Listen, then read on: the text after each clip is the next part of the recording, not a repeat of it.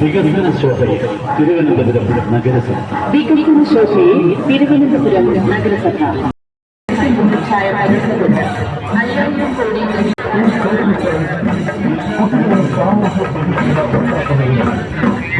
സമൂഹബന്ധം പുറത്താക്കുന്നതിനുള്ള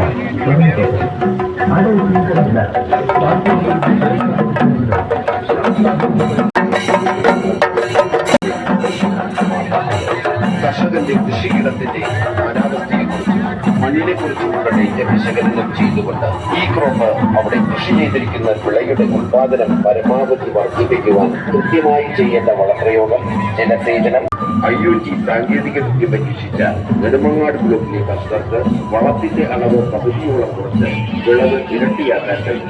പഞ്ചായത്ത് തലത്തിൽ ഈ സംവിധാനം